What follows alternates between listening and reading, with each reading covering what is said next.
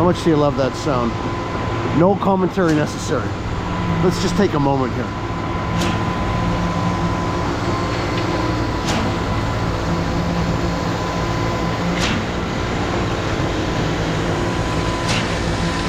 It's a beautiful thing.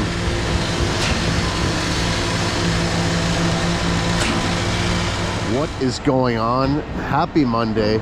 500 cubic meters, 2 pumps, currently 0 mixers to each pump respectively, but that will change shortly. They just had a little blip in service here. Hey, there he is, there he is. Yeah, this is a good one. We got the 39 under the 38. What kind of sword fight have you guys started here with the booms? What is going on here? This crisscrossing. Hitting that corner. Ah, yeah, okay. Don't cross the streams. Just remember, don't cross the streams. He's too young to know what movie that is. Yeah. He is. He doesn't know. Yeah, we'll go up top on the deck and have a little look here.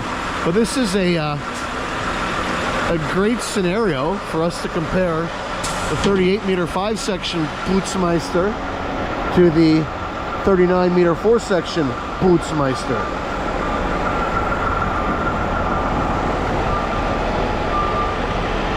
So this one, 2017 model, this one 2019 model. Fun fact, as of I believe it was 2019, they changed the pedestal design on 38 and 39 meter, or the 38 meter I should say, that it's identical to the 39. So same outrigger spread, same everything. This one being a 2017 is a little bit wider in the front than the 39 by about a foot, but a little bit narrower in the back by about a foot. 21 feet in the front, 24 in the back, 19 feet in the front, 25 and a half in the back. There you go. There's the techie tidbits for the day. No more, I promise. Anyhow, let's go up top here and see what we're doing. Look at that, we got concrete.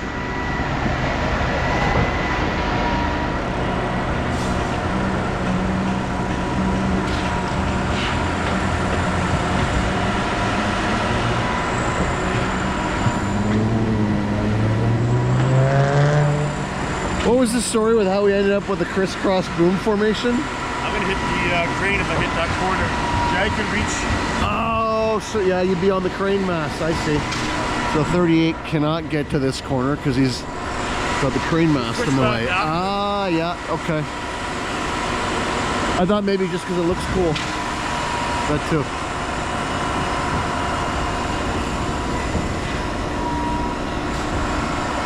So there's 500 cubic meters in this deck. This is the one where we had the drone footage probably 6 months ago. I think we had like 1,000 meters in the core footing. It was not going to be a place and boom job. This is the 31 story tower. Well, plans have changed. I think we pour one more transfer slab on that side, and then a place and boom actually is going in now. So this will be a place and boom all the way up to the top. I guess they decided they wanted to go for a more aggressive schedule, something like a 4-day cycle per floor. So the place and boom will help them achieve that. So there we go. We got some slap and boom pipes. That's what we're after on a pour like this.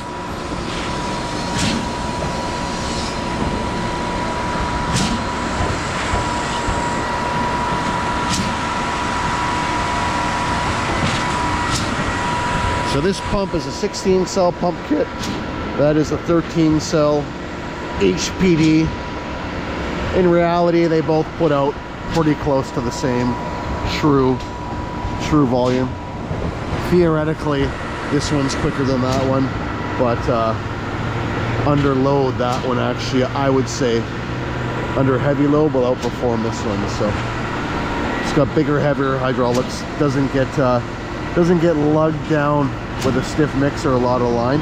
Not to say that this one does, but this thing is an absolute monster.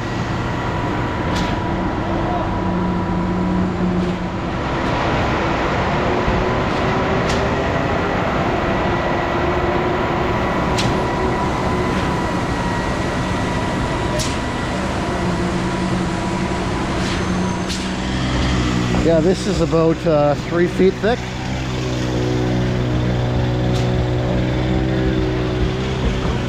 Lots of bar, lots going on.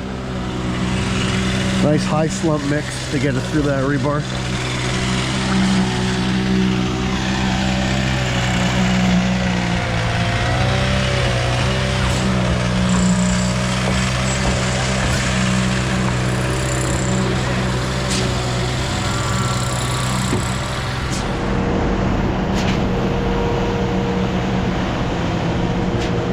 The reason for the 4-inch tip hose, we'd started out with line here to get the back corners.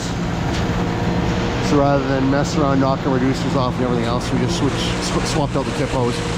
We're not really seeing supply, and typically don't see supply to keep 2 pumps, both with 5-inch end hoses on busy. So 4-inch works just fine for this kind of stuff in our market with our material.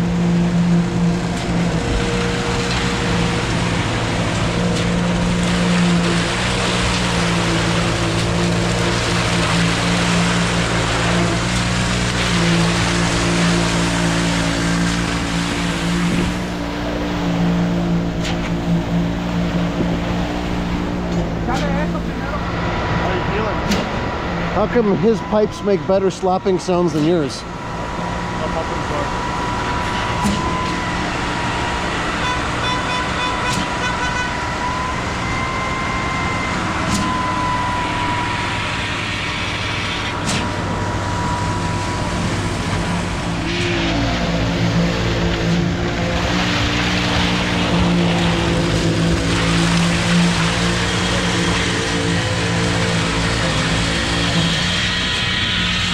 Yeah, you can kind of see it now what they were talking about. To get the boom all the way to the corner. Okay, let me know if you want me to come back. Sid's pump would be right on that mast. Even Jag is going to be pretty close to it. So we end up with the old, like I said, the old boom sword fight. Whatever works. You can see the remnants of the this morning's line pour portion of the slab. Somebody had asked me in the live stream yesterday, do our 3.5-inch hoses use 4-inch flanges? Yes, they do. It's a 3.5-inch hose, but it uses a 4-inch clamp. We also have these reducing stem 3.5-inch hoses, which for big volume I'm not a fan of. Too much reduction in too short of a distance, and they do like the plug. We have much better success using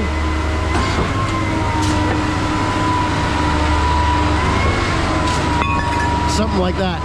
Just that little bit of extra length makes a big difference in terms of reducing the amount of plugs. Especially a segregation plug, like going from a wet load to a dry load to a wet load, I should say. So, and fun fact, this reducer is about $100, $120.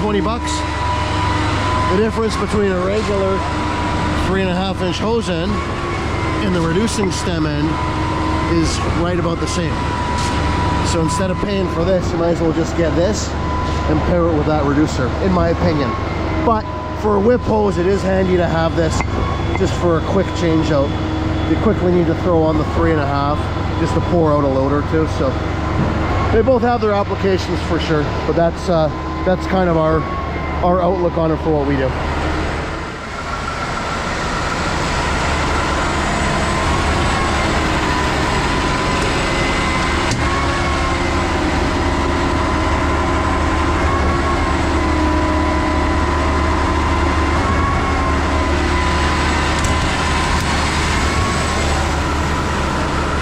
And this one, because it's Ergo 2,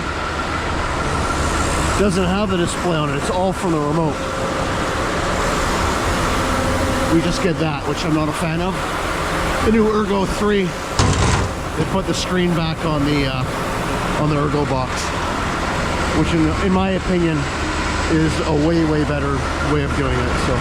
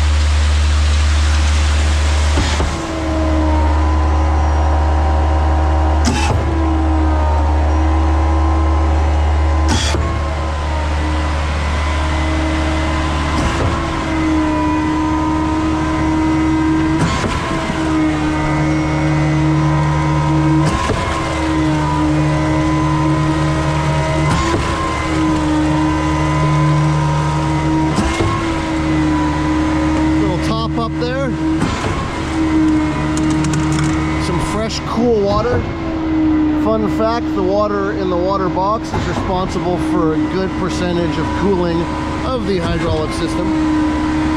So a big pour like this will top it up periodically. We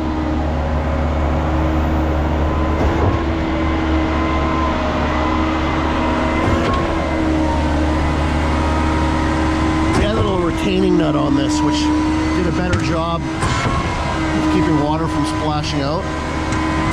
We gotta replace that. Because the way it sits right now, so we lose a little bit with each stroke.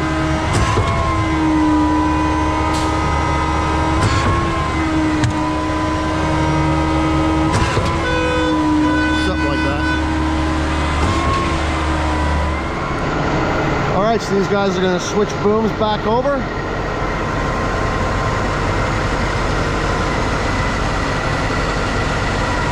Synchronized boom movements.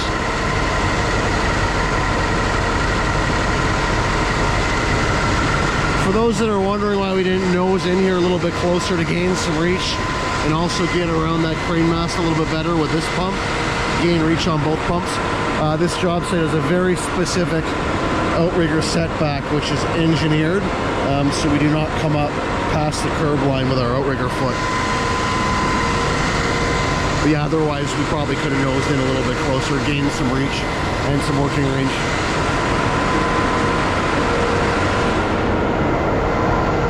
So as you can see, we have both the traditional hose pan as well as the Somero hose eggs.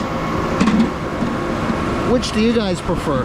I actually really like these eggs, and we've had these for going on, shoot, at least 2 years now, and they've held up very, very well. So I'm partial to the eggs. The pans work well also, but I find the placers that we work with, the placing crew, most of them prefer the eggs too. What do you guys out there think? Is there anybody else that's tried or is using both of these? Which do you prefer? Is there a certain application where one is better than the other, vice versa? What all does everybody think? Well, we're really happy with these.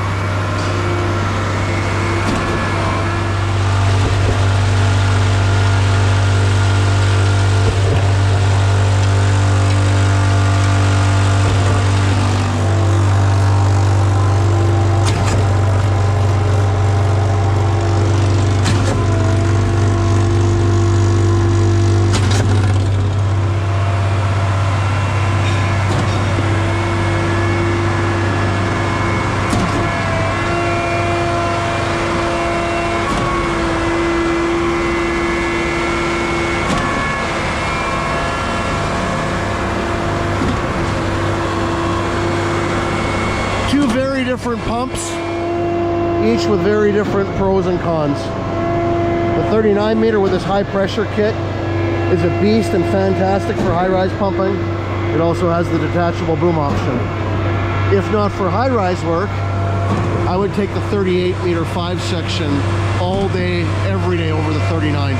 Just the added versatility of that 5 section boom for the work we do, it makes all the difference. I just find it a lot more user-friendly for various reasons. Like I said, if you got high-rise work, this thing is top-notch. But aside from that, if you're trying to decide between the two, I would go 38 meter 5 section all day long. Ever wanted to know why we run a double screen?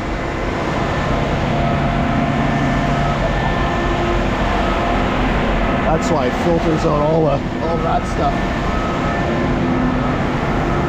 We learned the hard way before we smarted up and started doing it as standard practice. Show me how you work the helicopter trowel. Is that what it's called, right?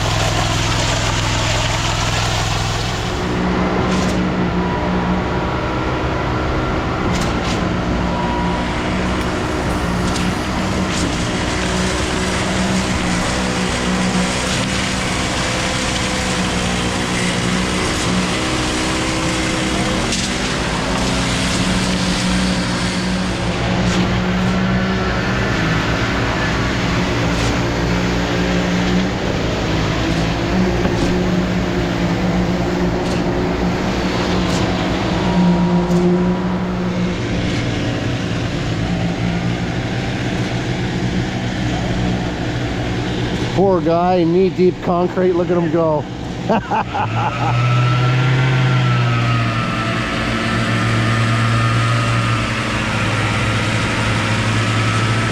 Get her done. Gotta love it.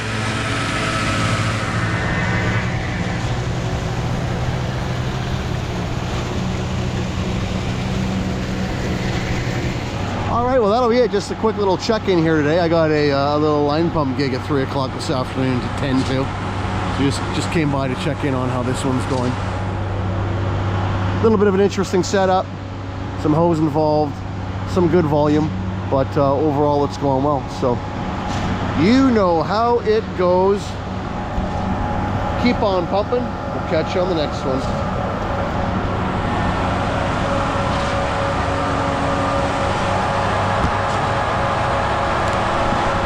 Before we go, just last week we hit 9,000 subscribers, which is absolutely insane.